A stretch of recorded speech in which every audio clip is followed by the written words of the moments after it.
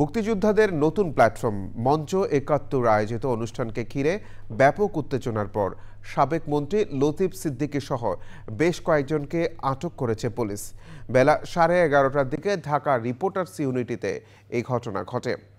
আটকদের বিরুদ্ধে পরবর্তীদের ব্যবস্থা নেওয়ার কথা জানিয়েছে পুলিশ। সাদি মাহমুদের রিপোর্ট। ঢাকা রিপোর্টার্স ইউনিটির শফিকুল কবির মিলনায়তনে মহান স্বাধীনতা যুদ্ধ এবং বাংলাদেশের সংবিধান বিষয়ে মঞ্চ ৭১-এর গোলটেবিল বৈঠকের আয়োজন।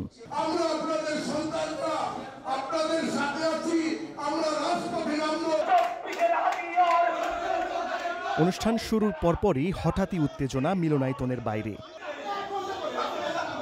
মঞ্চ ২৪-এর ব্যানারে বেশ কয়েকজন মিলনায়তনে ঢুকে জুলাইয়ের পক্ষে স্লোগান দিয়ে অনুষ্ঠান বন্ধ করতে বলেন।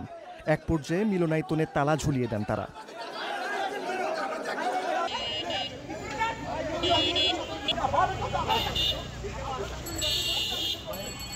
অনুষ্ঠানে অংশগ্রহণকারীদের ভেতরে আটকে মারধরের ঘটনা ঘটে। যারা বেরিয়ে আসার চেষ্টা করেন বাইরে তারাও মারধরের শিকার হন।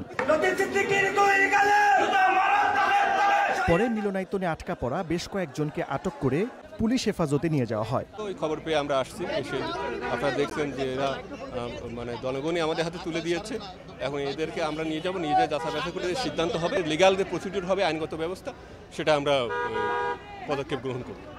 মঞ্চ ৭১ আয়োজিত অনুষ্ঠানে যোগ দেওয়ার কথা থাকলেও আসেননি সুপ্রিম কোর্টের জ্যেষ্ঠ আইনজীবী জেদাই খান পান্না এবং গণফোরামের সাবেক সভাপতি ডক্টর কামাল হোসেন।